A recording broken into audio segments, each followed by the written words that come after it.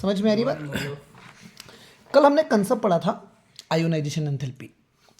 Electron को निकालने के लिए कितनी एनर्जी लग रही थी उसको आयोनाइजेशन एंथैल्पी बोलते हैं। पहला पॉइंट लिख दीजिएगा आप, ये हमेशा पॉजिटिव होती है। हम एनर्जी दे रहे हैं इसलिए एंडोथर्मिक भी लिखेंगे। समझ में आ रही है बात? और इलेक्ट्रॉन गेन एंथैल्पी का मतलब होता है कि जब इलेक्ट्रॉन कोई एटम लेता है तब एनर्जी रिलीज भी हो सकती है या देनी भी पड़ सकती है। मोस्टली रिलीज ही होती है। सो जब कोई इलेक्ट्रॉन गेन करता है तो एनर्जी रिलीज होती है, उस एंथैल्पी को बोलते हैं इलेक्ट्रॉन गेन एंथैल्पी।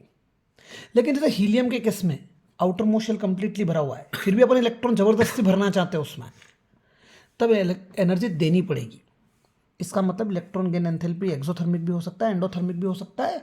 हमें अगर किसी भी एलिमेंट की, उसके एटम की अगर इलेक्ट्रॉन गेन एंथैल्पी पता पड़ जाए तो उसका साइन चेंज कर दीजिए, वही वैल्यू आपको क्या दे देगी। जैसे किसी में -780 किलो जूल पर मोल है, उसको +780 कर लीजिए, इलेक्ट्रॉन एफिनिटी खिलाने लग जाएगा। तो शब्द क्या यूज़ करेंगे अपन? Electron affinity. तो एक केस है, लेटाइस एंथैल्पी क्या होती है? भैया कोई सॉलिड आयोनिक कंपाउंड ले लो, उसको इतनी एनर्जी दो, जैसे कि आपने ले लिया NaCl। अब NaCl नमक है, उसको इतना एनर्जी दिया, इतना एनर्जी दिया, इतना हीट दिया कि NaCl टूटेगा, Na+ अलग होगा, Cl- अलग होगा, तब तक कि सारे Na+ के जो आयन है वो गैसियस स्टेट में कन्वर्ट हो जाए, सारे क्लोरीन के जो आयन है Cl- वो भी काय में कन्वर्ट हो जाए, गैसियस स्टेट में। तो हमने एनर्जी दिया NaCl में 788 किलो जूल एक मोल के लिए। समझ में आई बात? This will be the lattice enthalpy.